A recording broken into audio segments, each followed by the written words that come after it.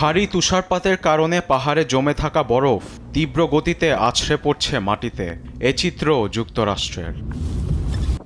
মার্কিন আবহাওয়া সংস্থার সতর্কবার্তা জারির পর যুক্তরাষ্ট্রে দেখা দিয়েছে ভয়াবহ তুষারঝড়।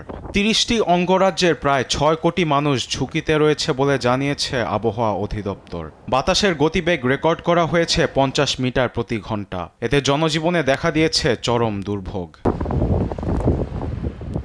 ভারী তুষারপাতের কারণে বরফের চাদরে ঢেকে গিয়েছে রাস্তাঘাট, নেই কোনো মানুষজন।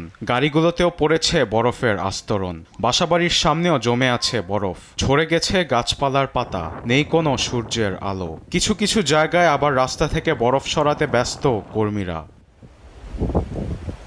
Washington DC, Philadelphia, Saint Louis, Cincinnati ও চার্লসটাউন সহ নানা অঙ্গরাজ্য ঢেকে গিয়েছে বরফে। ন্যাশনাল ওশেনিক অ্যান্ড অ্যাটমসফিয়ারের তথ্য অনুযায়ী -29 ডিগ্রি সেলসিয়াসে নেমেছে কানসাসের তাপমাত্রা।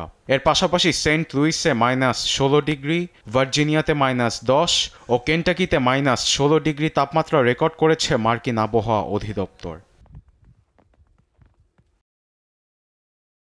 পরিস্থিতি অবনতি হওয়ার কারণে কেন্টাকি, ভার্জিনিয়া, আরকানসাস ও নিউ জার্সির কিছু কিছু জায়গায় জারি করা হয়েছে জরুরি অবস্থা।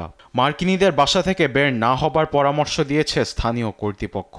সোমবার পর্যন্ত বন্ধ শত শত স্কুল। ভারী তুষারপাতের কারণে বন্ধ হয়েছে প্রায় ১৫০০ ফ্লাইট।